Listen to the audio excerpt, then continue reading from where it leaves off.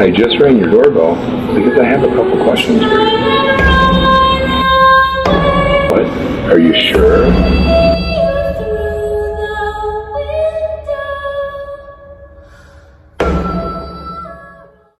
Okay, y'all, so I'm gonna retell the Catman story. A lot of y'all have probably heard this story, but my old account is gone, so retelling it.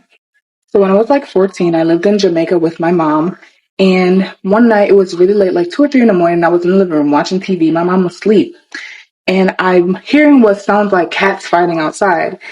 So I'm just like, I wanted to see two cats. Like, that was my entire goal, bro. I thought that I was gonna see two cats fight. So I go out onto the veranda, which is like a porch. The way how the house is set up, I'm on the second floor of the home. There's a first floor, and then the yard is out there. In our yard, we had 5 mango trees. 4 of them was on the right side of the house, and one of them was on the left side. So I'm looking at the left side of the house from the second floor veranda. I thought it was two cats fighting, but I was wrong. There was one little white cat there, and it was like, the sounds it was making was like it was in pain. I'm thinking either the motherfucker is gonna give birth, or it's like something's wrong with it.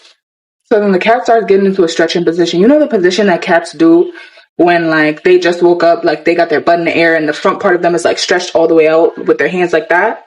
That's what it was doing. I don't like, maybe I was just bored, maybe I was just in awe, but I didn't stop looking. Like I was just staring at it as it's happening. And then the fucking face of the creature begins to turn upside down. Like, I know when y'all are visualizing some shit like that, you think of the head doing a 360. Like, no. The face of the creature began to turn upside down. The face opened up like a flower, like peeling back. And mind you, it's 2, 3 o'clock in the morning, street lights, I'm in Jamaica.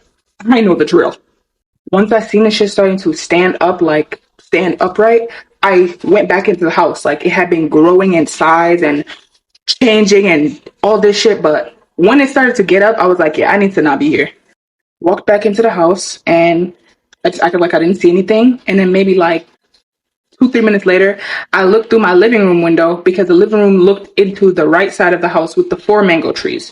So I'm looking through that window and I see a man in a white wife beater, a dark skinned, skinny man, white wife beater, walk out of my yard and off into the road.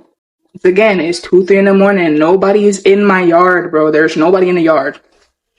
And after I seen that shit, I was sick for like 3 days. I was sick, like weak, can't eat, fever, chills, like the craziest weakness I've ever felt. Like weak, like I can't do anything type shit. And I can't keep anything down. Like it was horrible.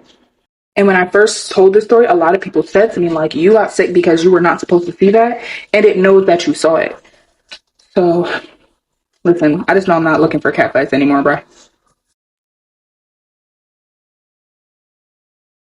Tell me about a time when you experienced paranormal activities, but nobody believed you. I'll go first. When my grandma passed in 2018, some of her children and grandchildren went to her house and took a few of her belongings. I didn't get a chance to go to my grandma's house and take anything because I had to work. I'll say this too, before my grandma passed, she did say she wanted her grandchildren and children to come to her house and take her belongings. She did not want us to throw anything away. Out of everyone, my mom ended up getting a lot of my grandma's stuff, like clothes, shoes, old pictures, appliances, and she put it in a box in our living room. After going through some of my grandma's old stuff, my mom decided that she was going to throw some things away.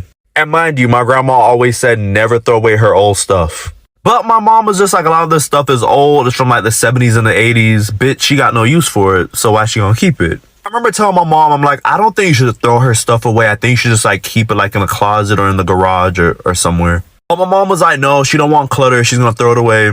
I'm like, okay, whatever. So later on that day, the same day that my mom and me had the conversation about throwing my grandma's stuff away, I'm sitting on the couch watching the Wendy Williams show.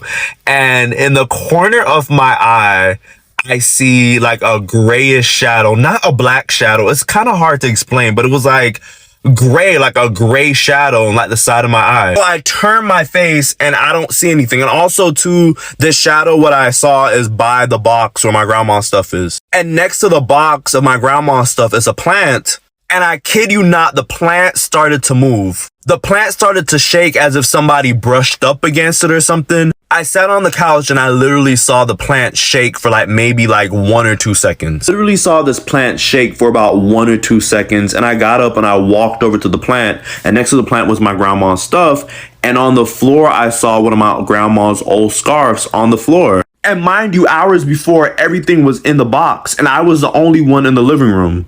Now when I tell this story, I get goosebumps, but back then it was weird. I wasn't even scared. So the next day, I end up telling my mom and my dad, and the first thing they said, mind you, I'm Jamaican. Oh, I lie y'all tell. Why y'all lie about duppy? And duppy means ghost. And I'm like, I'm not lying about this. And they're like, yes, you are. You didn't see anything. It's all in your head. And I'm like, I know what I saw and what I experienced. So later that night, my dad burned out the house, which is what Jamaicans do if there's a duppy or a ghost in the house. And I'm just like, if y'all don't believe me, then why are y'all burning out the house?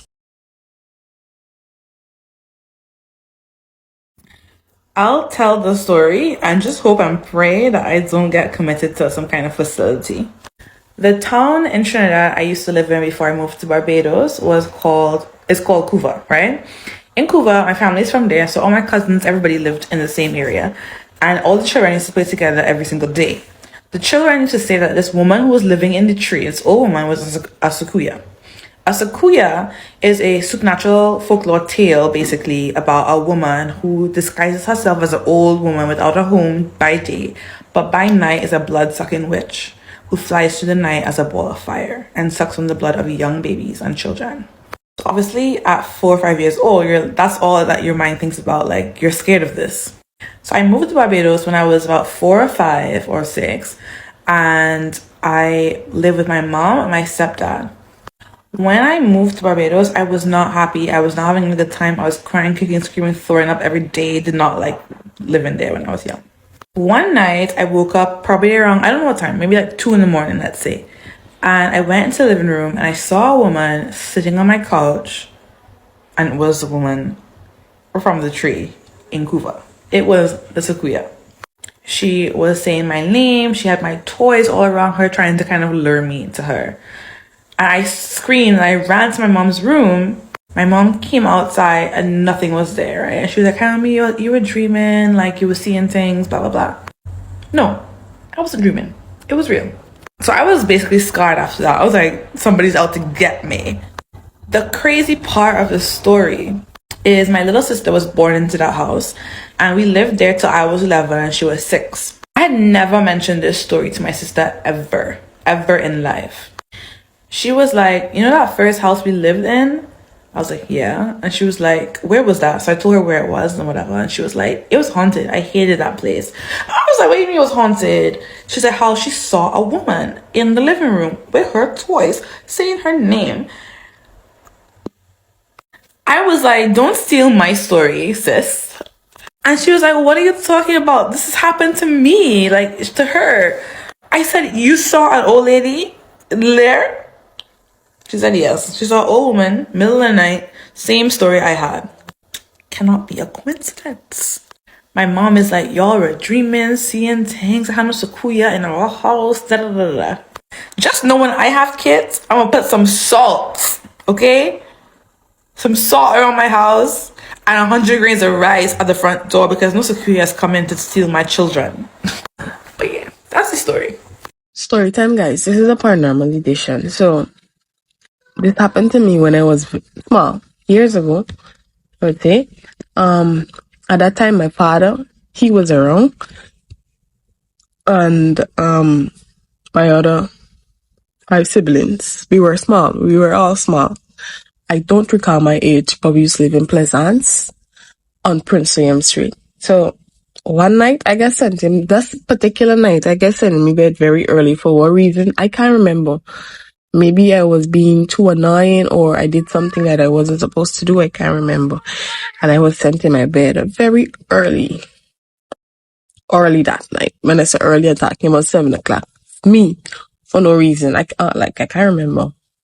Because growing up now, it doesn't seem like I was a botheration kid or troublesome. Anyways, so I went in my bed and I slept for like a couple hours. I don't know.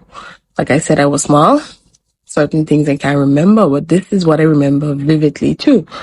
So I noticed, you feel both of the bed were occupied, my mother and my father. Mother was on the inside of the bed and my father was on the outside skirt of the bed. And then, I turned on my back to sleep, and what I saw in the sky was not so of this earth, what I saw. So I on my back and I saw a light came from the sky, right? From the sky. And it was coming from the west direction. Because our bed, it was facing south. And it was like how this window here, the bed was facing that way. So instead of me being by the window, my foot was by the window. Our foot was by the window. So anyhow, I saw this light came from the sky and I was like, what is this? And all I heard was a loud crashing. I swear to God, I heard a loud crashing. And then I was like, wait, something fall. I wonder is what fall or what crashing too. That was what I thinking. So I knocking me mother till she wake up, something crash on the road. And this woman was like sound asleep. She was sound asleep. I knocking I looking on the ground to see if I see me next brother. And everybody was just stiff. Like they hear nothing. Everybody was just gone. This is gonna be a part 2.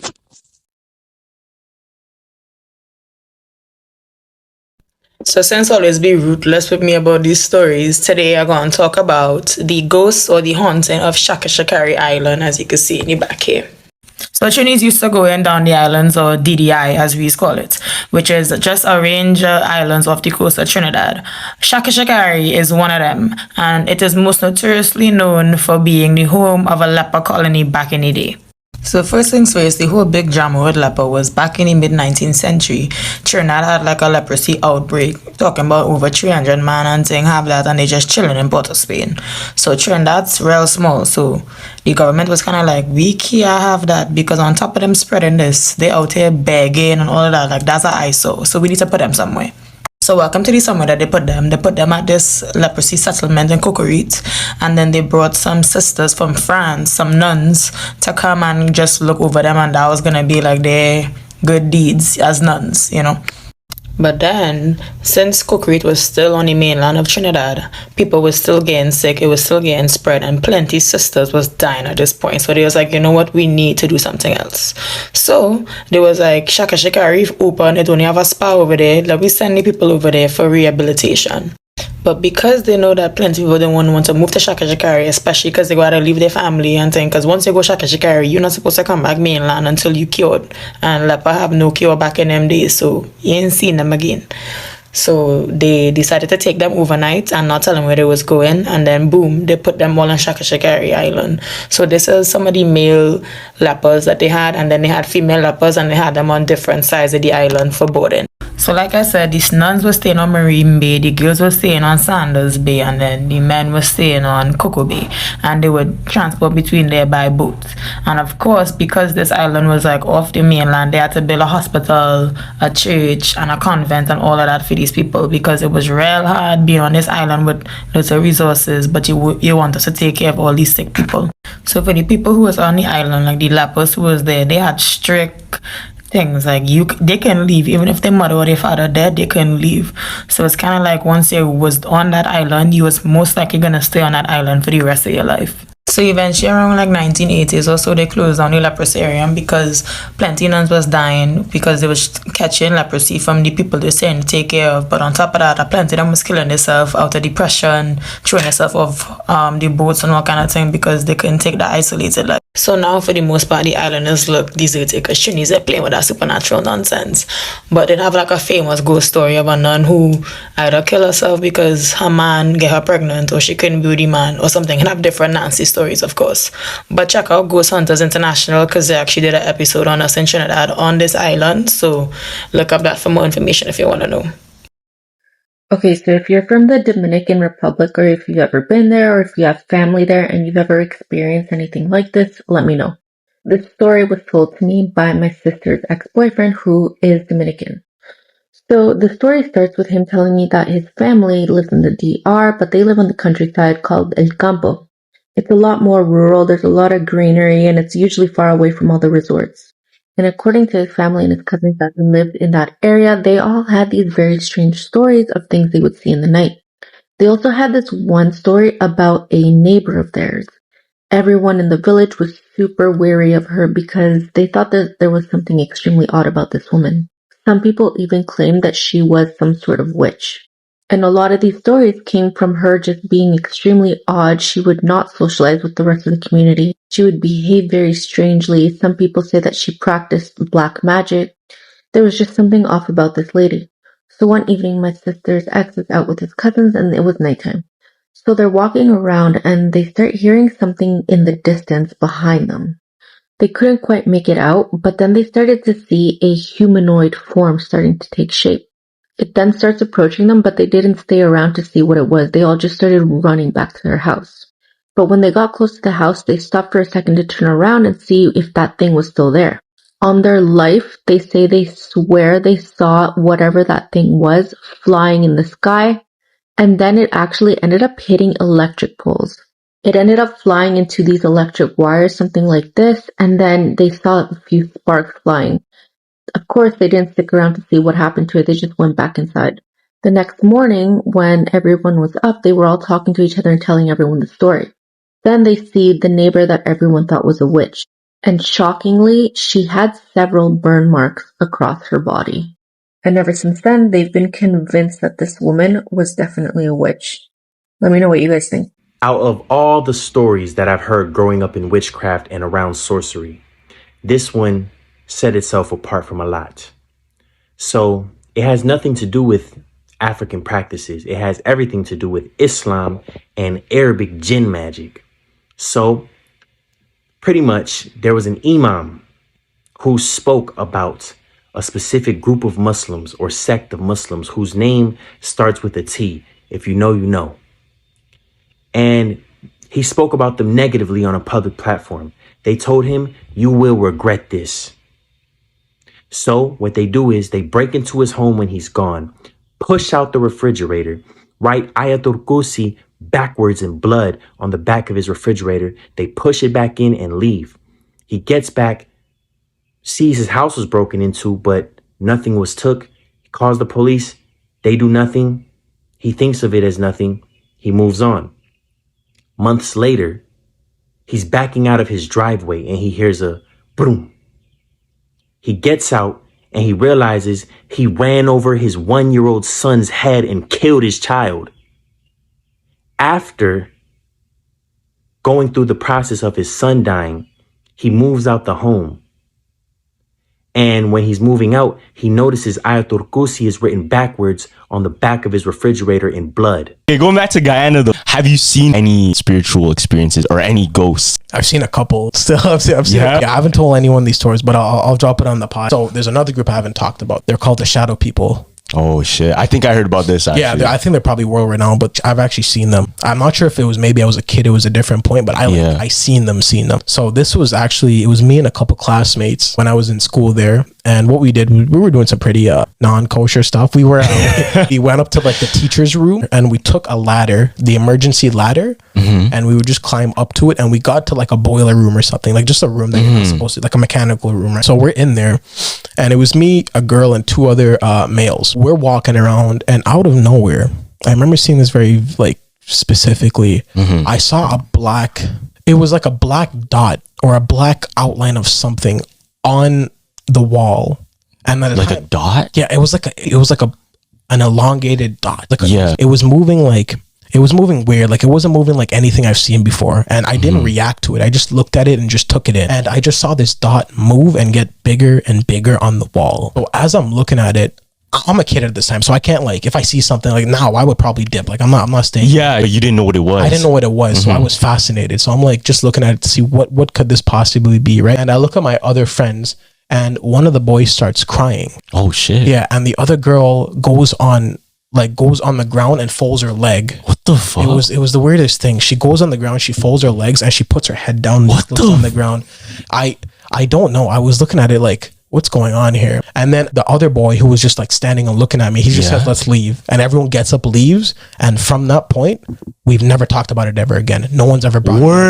Yeah, and I've just kept it at the back of my mind, still thinking like, what did I see that day? Yo. And after researching and figuring out what creatures exist in Guyana, I'm pretty confident I saw like a shadow person. Damn. Which was weird. It was a bit darker in the room, and this I have a scary supernatural encounter that my parents told me that happened to them this morning, and I want to know if any of you would have had any similar experiences. So hear me out. So my parents were going to the airport at 3:30 this morning to drop my uncle off, right? Now, as you all know, the place is rainy, so it's wet, so my parents are not speeding. It's 3:30 in the morning, and for those who know Caroni, there is a cremation site, and before the cremation site, there is just grass and shrubs and trees, no houses nearby. So my parents are approaching this stretch of land that just has grass and trees, right? And as I said, it's 3:30 a.m., it's raining, so they're not going fast. It has what appears to be a woman, and the woman is stooping in the grass. And as the van approaches, she slowly stands up, looks at the van, and just stares at the van as it passes by. Both my mommy and my daddy sees this, and they're here wondering what would a random woman be doing, standing up or sitting down at 3:30 in the morning in the wet grass in the middle of nowhere. So, Trinis, do you all think that this is a human? Or do you all think that maybe it's a supernatural entity that is probably trying to, bamboozle people or lure them into some kind of harm? Because to me, this is right before a cremation site. I could more than believe that there are entities out there that is just waiting, with malicious intent. So we are back with another Trini Paranormal, Trini Scary Story, Trini Folklore for you today, and I have a question for you all. I have a question for you Trinidadian people, and this is for anybody living in Trinidad and Tobago. I want to know, is the area that you are living haunted? Follow-up question. Is Wallerfield haunted? So we have a story that was sent in to us by a follower who wishes to remain anonymous. And I'm going to tell you all the story, and I'm going to tell you all the little background that she got. And you let me know, you give me feedback. Do you think Wallerfield is haunted, or where you living might be haunted? So our person wishes to remain anonymous, and they said recently they were spending some time by her husband's family. They were spending the night in Wallerfield. And the person's family, it's an extended family, so there were a lot of people who were staying in the house. She said that night everybody was going to sleep when suddenly they heard a loud bang on the roof, a very, very loud bang. It was unbelievably loud. Everybody got up, everybody was startled. They are hearing footsteps on the roof walking around. She said when the creature or the spirit or whatever it was realized that people were actually awake and they were conscious that he was walking or it was walking around the roof. Yo, I thought I said something. They said that the creature jumped out or jumped off the roof with a loud thud. They said the noise was very loud and it was a huge creature that was trying to run away. Everybody was scared. They didn't know what the creature was, but it seemed to be an enormous creature that was walking on the roof, jumped down to the ground and ran away. She said that her dad explained to her that Wallerfield, back in the days of World War, there were a lot of soldiers that were staying up on that side. And when these soldiers would die, they would throw them into a building, an abandoned building, but it basically was a designated area where they were just laying the bodies of the dead soldiers in. And now they're wondering that maybe some of the soldiers didn't find peace and are roaming the areas of Wallerfield. But she indicated that Wallerfield has had some really scary paranormal stuff happening there. And this is just one of her many experiences while living or visiting Wallerfield. So let me know, guys, have you all ever been to Wallerfield? Have you all ever gotten the bad vibe from Wallerfield? I mean, it's very plausible that if there were soldiers there or when there were soldiers there, they would have experienced so many atrocities. So if you've had an experience in Wallerfield, let me know. Let's figure out what's going on in Wallerfield without getting things are scaring me outside today. Without getting detected, I guess. I don't know. Now my thought process is off because I keep getting scared for some reason. But let me know. Have you all ever had a scary experience in Wallerfield, or are you all living in areas that are considered paranormal or scary? I'm here doing TikTok and somebody calling my name and no one else is in the house. I'm alone in the house and the person just now said, Rondo. So, what the hell? Morning. Oh, whatever time it is by all, yeah. So for today's story, we're going to talk about Count Lupino and the ghost that he just leave on Lupino Village. And just for reference, in this picture here, this is his house. So to get some background, Charles Joseph de Lupino he used to be a French knight, and then after all them thing, and he was in Haiti for a little while, and then after the uprising in Haiti was successful, he had to go somewhere else, so he ended up coming to Trinidad. In Trinidad, he was a well-known sugar and cocoa planter, but he was also very well known for being a brutal slave owner. Which is really weird because some history books has painted him as being this benevolent person who slaves used to want to die for. Really, he used to just kill them. Anyways, so he reached Trinidad about the 1800s because when he was leaving Haiti, they tell him to go to Trinidad and get his grant of land from Governor Picton. And then when he reached there, he was vexed because Picton was like, me, you know what grant you talking about? I no soldier. But then ended up breaking up for him because he ended up being appointed the Brigadier General of the Trinidad Militia, which means he had rank. So with that rank, he tried to get more land, and he settled on some land in the Northern Range, which is now called Lupino. So they named it after him because he was the first person to establish it. Some Christopher Columbus type shit. But during this time now in the 1800s, it's real uprisings going on because, they didn't start in Haiti and things. So people in Trinidad is we want to be free too. So in order to pat down on those type of things, they was doing real brutal murders and things to the slaves. So they're doing things like mutilations, mutations, and real heavy whippings. So first things first, when Lupino came, he came with 100 slaves. And then later on, when he was switching land and thing, he ended up having 71. And only 56 of those was from the people who he come with. So people was kind of where them other 44 slaves went. And it was weird because he would always have a bunch of different disappearance of his slaves, and people would just kind of push it under the rug. But they only decided to investigate that 3 years after he died. So it's estimated that over 100 slaves died under Count Lupino, and he would do different things, like I said, mutilations, mutations, letting dogs rip them apart, or his favorite way of killing his slaves apparently was hanging them from this cotton tree right here. He would decorate the cotton tree with them when he no longer found any use for them or they was given too much trouble. So now 200 years after his death, they say that his spirit still lurks around.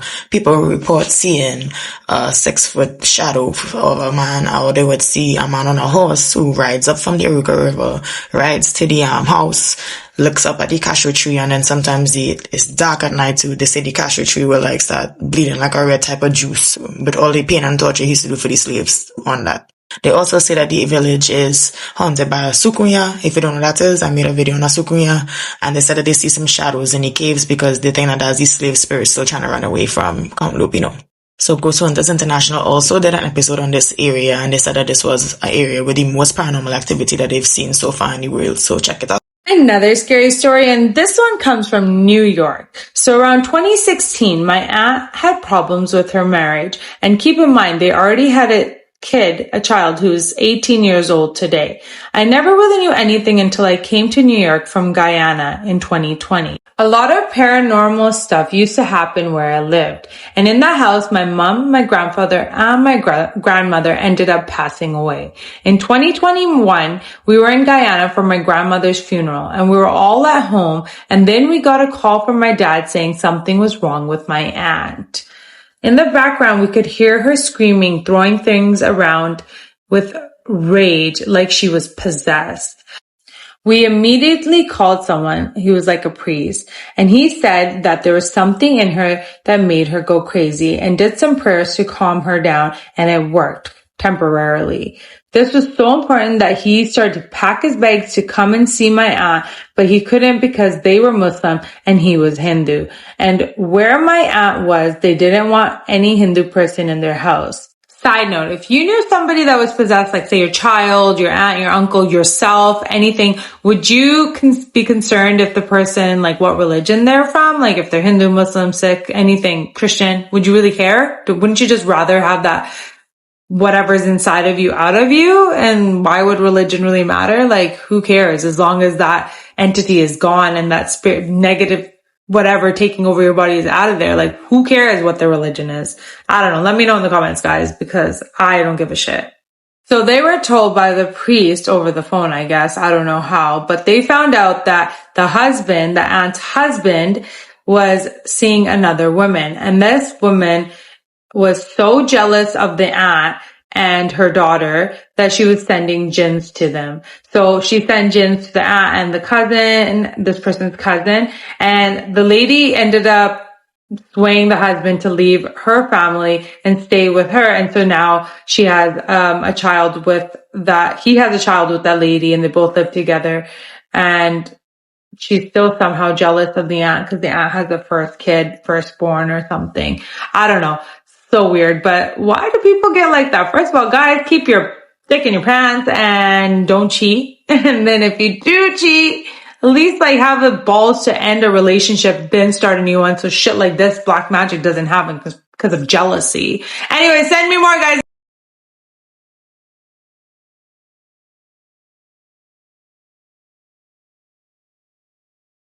So I grew up in Guyana and pretty close to the seawall.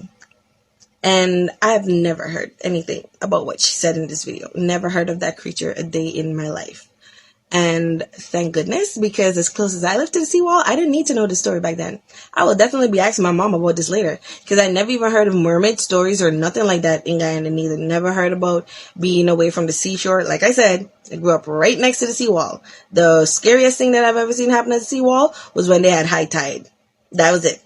However, the two that used to scare the shiznit out of me was Baku and Old Hike. Baku is a demon that you feed banana and milk to, and it's a trade-off thing. You give them what they want, they give you your heart's desire. As long as you keep it going, you're good. You mess up, they mess you up. Now with Old Hike, that's like a skinwalker. So they wear a human skin during the day, but at night they turn into like a ball of fire or like a red ball or something. And they like to suck blood out of children. They love a newborn. Yeah, they love them a newborn. So what they do is I think they leave their skins either in trees or they leave them at the base of trees. They hide their skins. So if you find a human skin, you dump salt in it. That's how you kill them, because they can't enter back. They can't re-enter their body if there's salt in the human meat jersey. The skin. Y'all know what I mean. This thing is weird. Anyway, yeah, those two are what scared the shit out of me. There's probably more that I'm just not remembering, but Baku and Olag, oh, they're here. They ain't going nowhere. Those stories, those stories not going anywhere. The Baku is a mythical creature similar to a jinn or a leprechaun. He operates as a genie by giving the person who finds him wishes, and not just 3. It has the ability to bring good fortune, but it is a trickster, so you must be careful what you wish for. This is a Guyanese legend of the Baku. This is a creature unmatched in terms of mischief. It has the ability to torment anyone who it feels has wronged it. They can shapeshift and are known to enter dreams. They're also known to possess people and eat away their spirit until there's nothing left. When a person is possessed, they may behave crazy or irrational. Bakus are most often found floating in corked rum bottles in the sea, or you can find one in the forest. The easiest way to get your wishes is to feed it. It eats bananas and milk. Once a Baku enters your home, it is bound to your family, and when the person who owns it passes away, it just attaches itself to another member of the family. In traditional Guyanese folklore, they are described as short men with long arms and long legs and big eyes, and a curious absence of kneecaps. The Baku is also a needlessly spiteful entity. In one story, a rich man has one hidden up in a high place that he's been feeding to gain his riches and his wishes, right? One night he's gonna be busy, so he just tells the servant to go up and leave some food at the place. The servant was really curious and just popped his head over for a moment to see what his boss had been feeding. In that moment, the Baku shapeshifted into a big black snake, scared the servant, who fell from the ladder and unfortunately broke his neck. So how would you get rid of one of these? You're gonna have to lure him back to the bottle. You can get him with his favorite foods, milk and bananas, right back into the bottle. Once it's sealed and you throw it into the ocean, you and your family will be free of the Baku. Thank you for watching. I love folklore and I find it really interesting. If you have any folklore from your country that you'd like me to share or that you want me to know about, please tell me in the comments. And if I got anything wrong, if you're Guyanese and you know better, let me know, because this is all just from research. Thank you so much. Have you ever heard of the Spanish town Duppy? Before I start this video, I just want to say this story happened during my lifetime and I watched this entire thing air live. If you grew up in Jamaica around the same time as me, you probably remember the exact story I'm about to talk about. In November 2010, a family came desperately to the news for help. Something was wrong. Their child, an 11-year-old boy, had been experiencing a demonic attachment. The family was from Spanish Town, which is located in St. Catherine, Jamaica. It's also where I'm from. Many people do believe that Spanish Town is full of evil spiritual activity because of the amount of violent deaths that have occurred there. The family appeared on the news, and on live television, the ghost attacked him. I remember vividly sitting on the edge of my seat as we watched this little boy be dragged around his yard by an unknown entity. Not just the family, but the entire community described the ghost's violent ways. Oddly, the little boy claims that the ghost he's seeing is a friend of his that died 4 years prior to the events. But why would a friend's spirit come back just to wreak havoc? People think that it could be a demon just appearing to him as his friend to get his guard down. He claims the spirit just started appearing to him one day, wearing a white shirt, black pants, and a black watch. The little boy's grandmother is clearly distraught as she laments about how the spirit has taken hold in her home. She tells of it throwing and smashing her figurines, hitting her in the back and head with stones. She even talks about how she's witnessed the spirit drag the little boy under his bed, push him into corners, and a bunch of other things. In the original segment, the news team captures 2 instances where the little boy seems to be attacked by the spirit. When you see his movements, it's very clear that it's something else pulling him, not the force of his own body.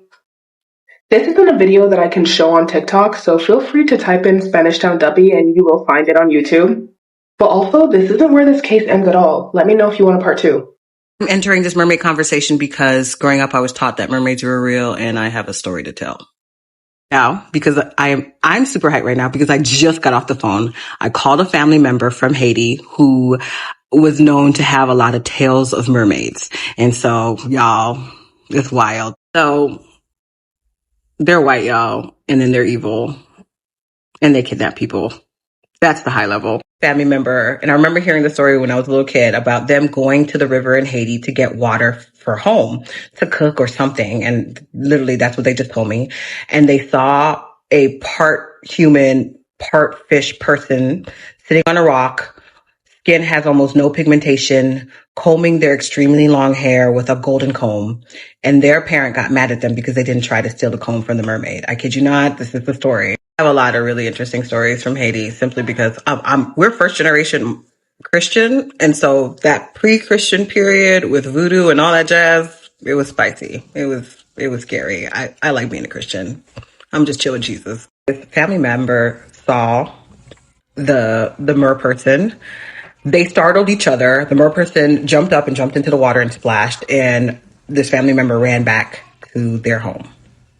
So, what was the other part of the story? Okay, also, this person has a family member that was actually kidnapped by the mer people. So they kidnap people from the island and make them indentures in their world. And they were like, their world is like just another version of what we might consider reality. There's just demons. I got a whole. Then the story went further left. I called this person up and they gave me more mer world tea, but I don't want to end up on that end of TikTok, so I think I might just end it here. But yo, mermaids, they tend, or the ones that eyewitnesses have seen, tend to be white. But again, Disney's Little Mermaid is a fictitious world and a fictitious character, and it can be anything. So stop being racist. Thank you. Thank you for coming to my whimsical TED Talk.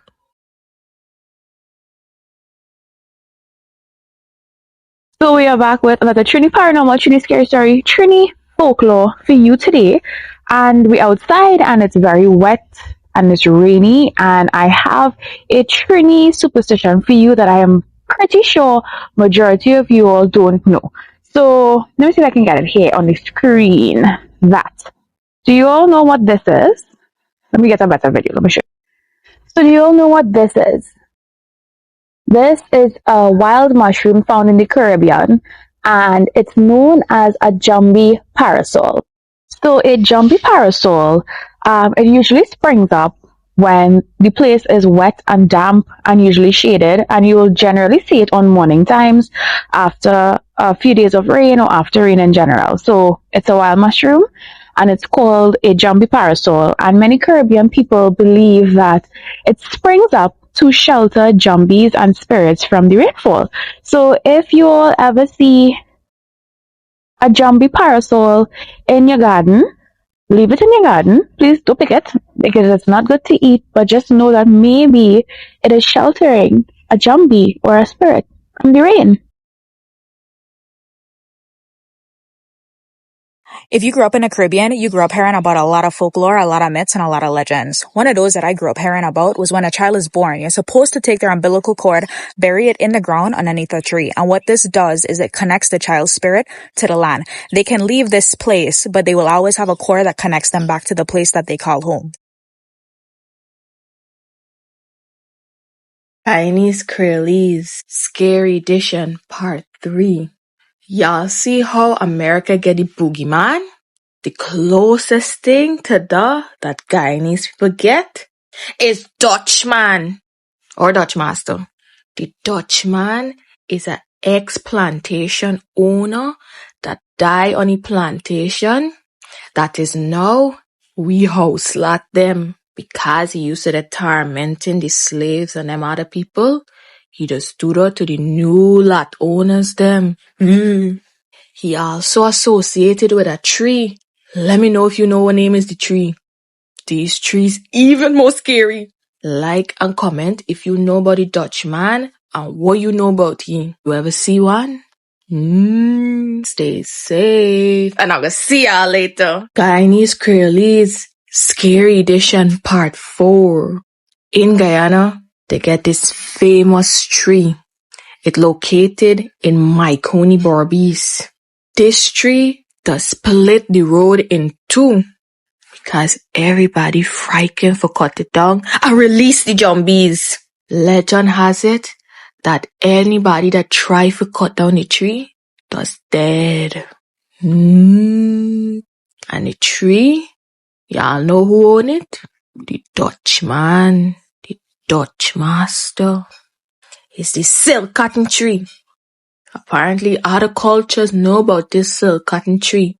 If you's from a different country and you know about the eerie natures of the silk cotton tree, like and comment. And I can see y'all later. Guyanese Creole's Scary Edition Part 6. Y'all see how America get them banshee in Guyana? We get churel. Churel is part of a boot, and a boot is a deceased person ghost. It's the spirit of a woman who died in childbirth, but her child still lives, so she'll come back with a vengeance. She like haunt and terrorize pregnant woman and newborn babies. The guy with the baby again. She just change she farm for look beautiful, for lure young men in, for kill them. You don't see she by water. She just day in the fields and in them crossroads. Like and comment if you ever hear about a true rail. And I get more information about she, so let me know if y'all want a part 2. I can see y'all later. Stay safe. Jamaican lore part 2, The White Witch of Rose Hall. Annie Palmer was born in Haiti, but her parents were killed by the yellow fever and she was raised by a voodoo woman after that. After becoming a woman, she moved to Jamaica and she got married to John Palmer. Then she was now known as Annie Palmer, but she was already consumed by the dark magic, so she took John's life eventually, and she also took the life of her 2 husbands after John. She would also lay with slaves from the plantation and take their life after she gets bored with them or they no longer please her. Her reign of terror did not end until she came across a powerful slave by the name of Taku. His magic was just as powerful as hers, and she put a curse on his child, so he retaliated and took her out. Now, during her burial, Taku was not able to complete the ritual that would seal her in this tomb forever. That's why if you visit the plantation and you stay till about 6 p.m, you can see her roam in the grounds. The plantation is used for things such as weddings, New Year's Eve or Christmas dinner, and of course you can get a tour of the plantation. Okay, so we're back with another paranormal experience. And this time we're doing one of my mom's experiences again. And when I tell you this is one of the creepiest experiences, every time I think about it, I get goosebumps. So this happened when I was a child, at primary school age, right? We used to live in Princestown. And when I tell you, let me tell you up front, Princestown is one of the most haunted locations in Trinidad and Tobago, from my experience. Like, I don't think there's an inch of that town that isn't haunted. So when I was 5 years old, my mom and my stepdad got married and we moved to Princestown to stay at his parents' house. Now the house was big, but it was filled with people. So what they did was they built like a wooden house attached to the back of the main house. It was like an apartment basically. And we were living there. And one day, while my dad was at work and I was at school, and before I say this, there were 2 other children living in the main house, right? They were like, the girl was my age and the boy, he had to be like a little toddler, right? So mom is home alone.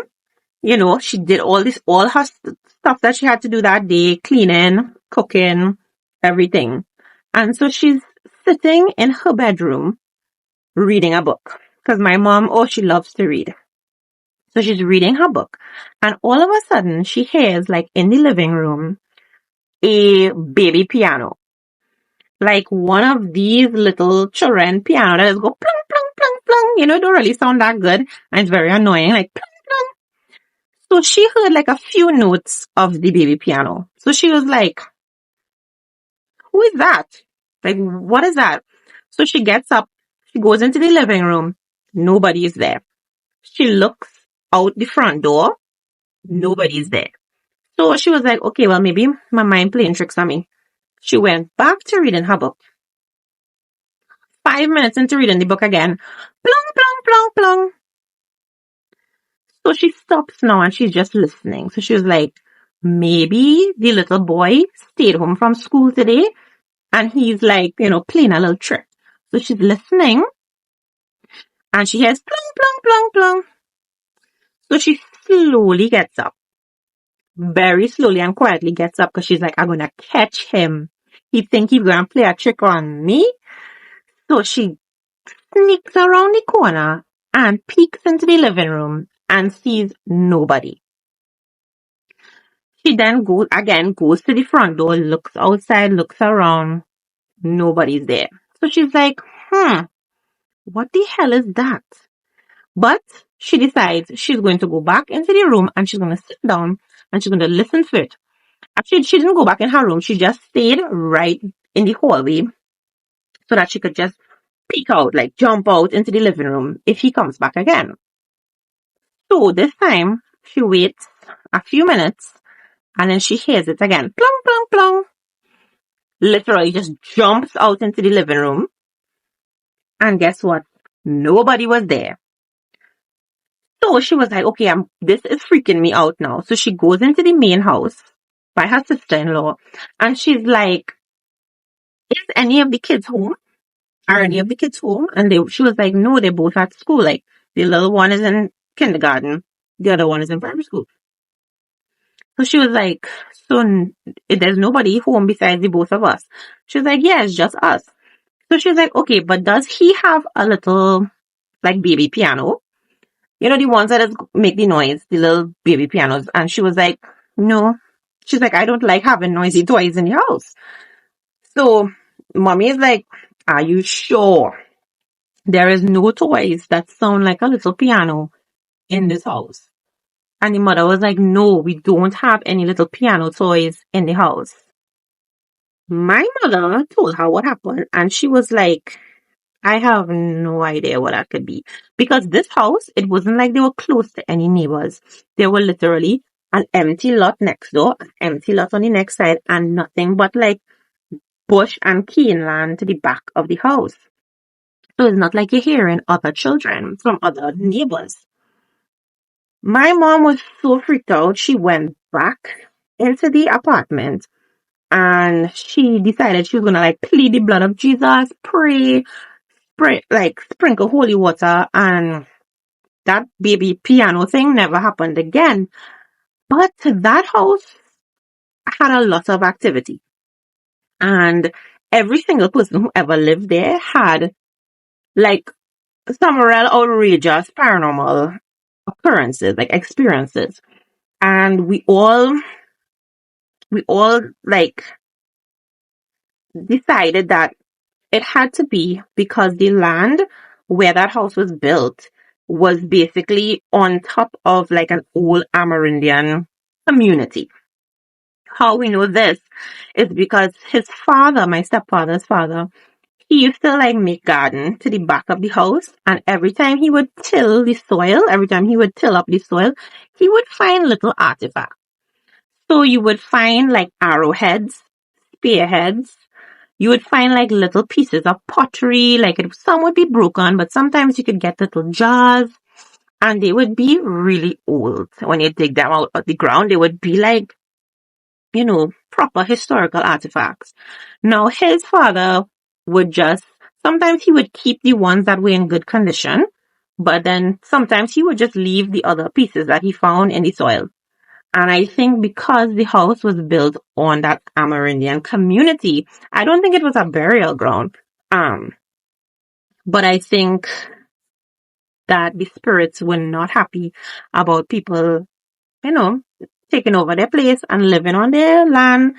And they used to make sure to scare everybody. I'm telling you, it used to be very scary. I have a few more stories from that Princestown house. So let me know down below if you want to hear any more of those.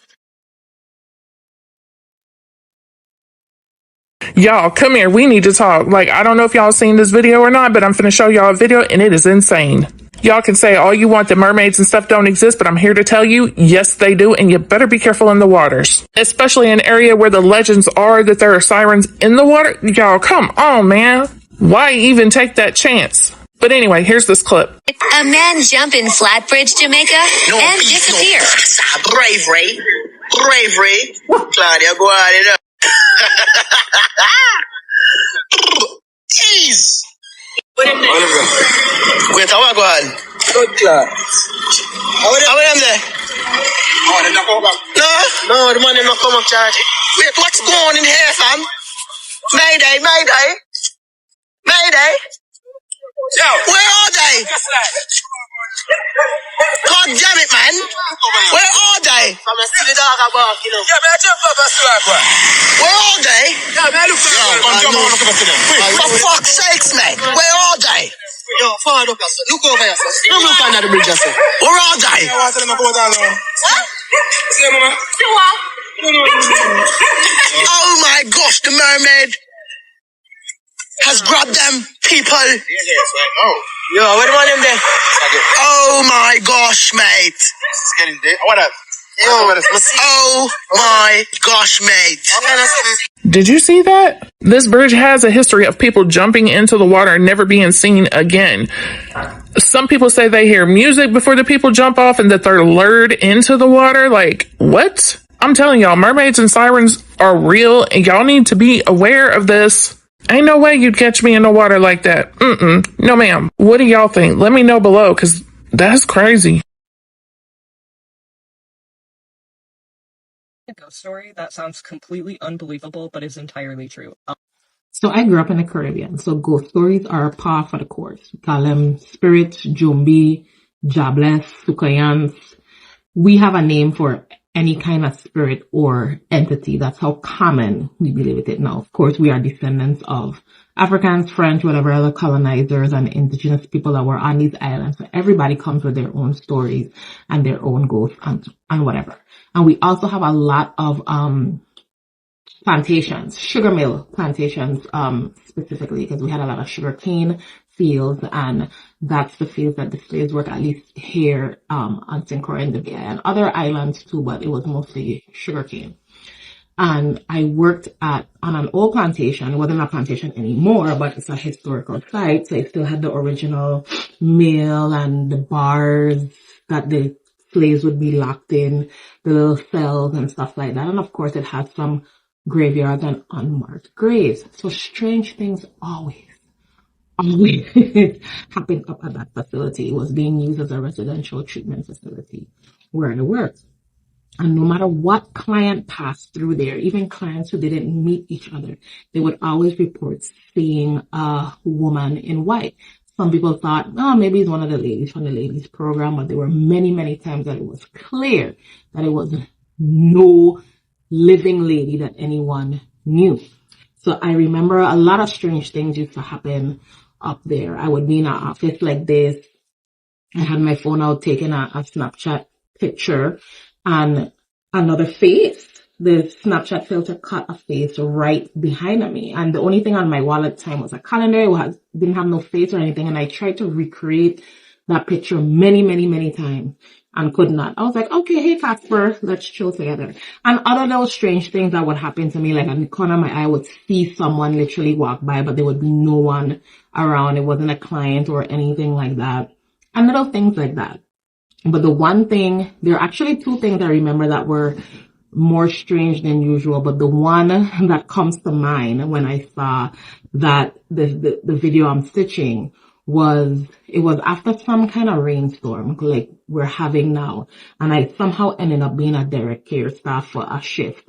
I was hired as a therapist, but it was one of those jobs where, other duties are assigned nonsense, but that's for another day. And at night, it would get, really creepy up there because it's really dark. And the other direct care staff had taken all the clients offsite for a meeting for our offsite activity. And the shift change in person came in early. He's always known to come in early. And he was like, hey, if you want to go, you can go. I'm here. I can hang out. So I was like, cool. There was only 2 clients left back, 2 male clients in the living room, and he had direct eyes on them. The office was connected to the living area. So he could see them just fine. So I walked up the hill. It's a big property, it's a plantation. I walked up the hill to my office to grab my stuff so I can go. So when I got back down the hill, I'm saying, hey, I'm leaving now. Thanks again for coming in early so I can go. And he was like, cool, before you go, who's up there so I can make a note? I said, no one. Everyone's gone. Just those 2 in there. Everyone's offsite with the other staff to the event. He's like, no. Who was walking next to you when you were walking up the hill? Now, the way the office is set up is it has a hole in the window that you can see. So anybody walking up or walking down the hill, you have eyes on them because, clients, they might get into mischief and whatnot.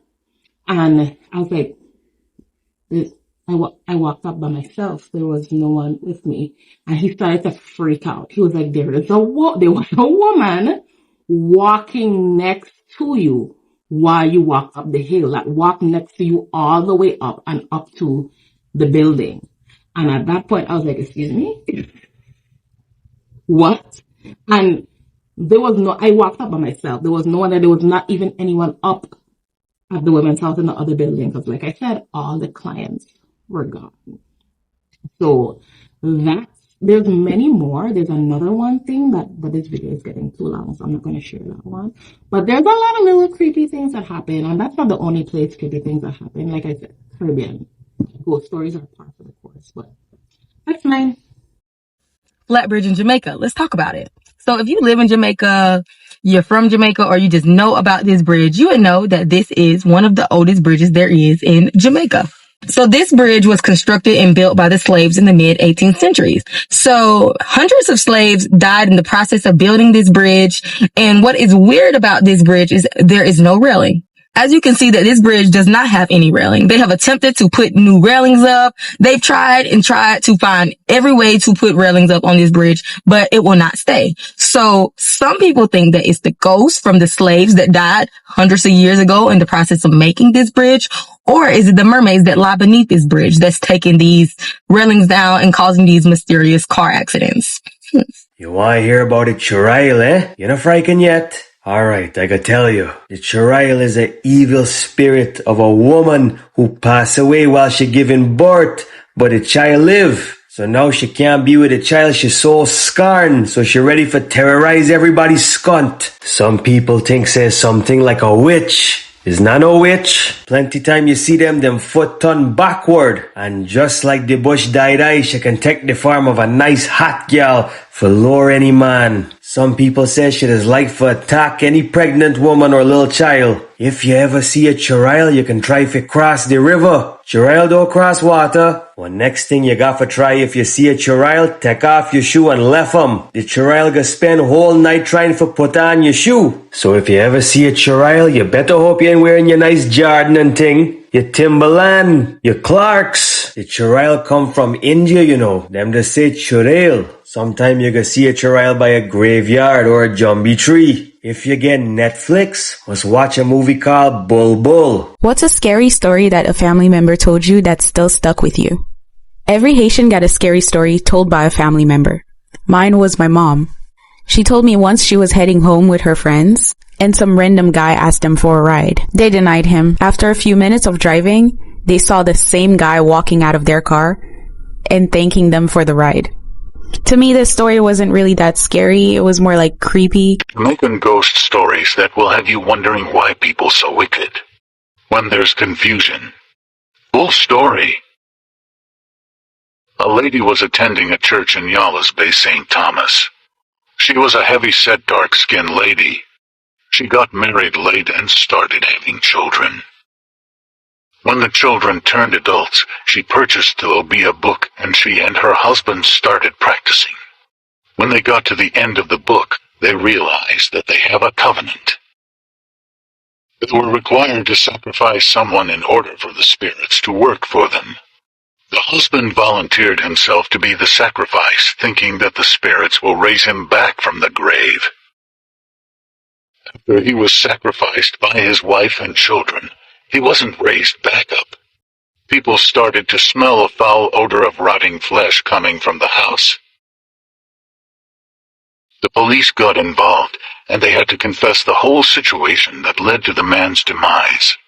They all went to prison, but they're free now. They were church people who were supposed to be strong in the church. The woman was a Sunday school teacher. The spirits took over their lives, and now they can't go back to any church because they will chase them out. When there's confusion about who you serve, nothing good can come of it. Like and follow for more. Remember to follow our YouTube channel. Link in bio. Annie was very much a real person. I'm including her in this series because the things that they said she could do can be considered folklore. What kind of things, you may ask? Well, one just off the top of my head is she caught bullets or stopped bullets with her butt. Nanny of the Maroon was actually born in Ghana and brought to Jamaica on slave. Nanny is described by the Maroons and by the British as an outstanding military leader because of how good she was at organizing guerrilla warfare. Her skills played an important role in the first Maroon War between 1720 and 1739. Because she was so smart and had so much influence over her people, they say her powers came from Obia. In 1739, when peace treaties were being signed by the male leaders, she was against it all because she knew that was just another form of subjugation and she wanted her people unconditionally free. The lore says that Nanny had super strength, super speed, super healing. You can see her on the Jamaican $500 bill and she deserves to be there because she was a bad bitch. Jamaican Folklore Part 1, The Rolling Calf. Now, the rolling calf is said to be the spirit of a butcher that was mean, greedy, or dishonest in his lifetime. So this is how he's been punished. He comes back. You'll always hear a different story based on who you ask. Some will say the butcher is riding a bull. Some would say the bull is half butcher, half man. So he really... Some constants, however, are the chains. There's always rattling chains and you can hear the chains from a distance in the dark coming at you. So you don't want to buck up this at night time, you know, my G. You know? Outside of the chains, the only other constant that I know of is the eyes. The eyes are always red, turn into fire, and the horn. Yo, the point is you do not want to run into this thing in the night. So if you're ever in Jamaica and you hear rattling chains in the dark, you're walking on the road and you hear rattling chains, you better run, alright? If you have anything to add, feel free to comment, like, and comment for if you want part 2 for this, if I should continue this. Let's go. You want to hear about the Lagahoo, eh? You not frightened yet? Alright, I can tell you. The Lagahoo come from Trinidad, you know. The Lagahoo is something like a werewolf. In the daytime is a normal man, but when the nighttime come, he just turn into a monster. Some people say he can take the form of any animal. Wolf, horse, pig, goat. Some people say he get none head and 1 foot turn backward. He get one coffin pon his neck. And on top the coffin he get 3 candle and 1 long chain. He can change himself from big to small anytime. The Lagahoo just walk around looking for food. You go eat your cow, eat your goat, anything. People say if you want to kill the Lagahoo, you gotta take 1 stick, soak 'em in holy water, and lash his scunt. If you lash it good, he go turn into smoke and disappear. So when the nighttime come, and you hear 1 chain rustling in the distance, you better hope you get your stick ready. Caribbean ghost stories. Have you ever heard of the Grey Lady of Long Bay? Legend has it that she was engaged to be married, but her fiancé, who was on an expedition at the time, ran into a storm and got lost at sea. The horrifying news drove her mad, and it is said she put on her wedding dress, went out to the ocean, took a swim, and never came back. Since her disappearance, locals have seen sightings of a ghostly figure in a gray gown staring out at the horizon. Some believe she awaits the return of her lost love. Let me know what you think down in the comment section.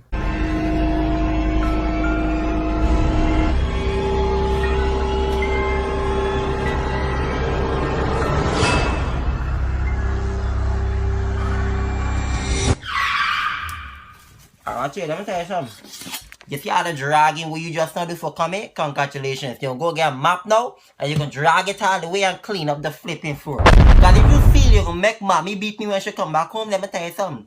You're going to suck the back of me balls twice on a Tuesday. Because I mean taking legs for nobody. I will chop up your mother's skull. And don't play watching at me like if you could do something with your 190 lime tree smelling Rapunzel head looking cockabelly. Let me tell you something. It's Guyana I come from. We don't deal with the ghost thing. We deal with the post thing. Post to the Chinese, after we chop your skunt into tiny pieces, your skunt would look like Reese.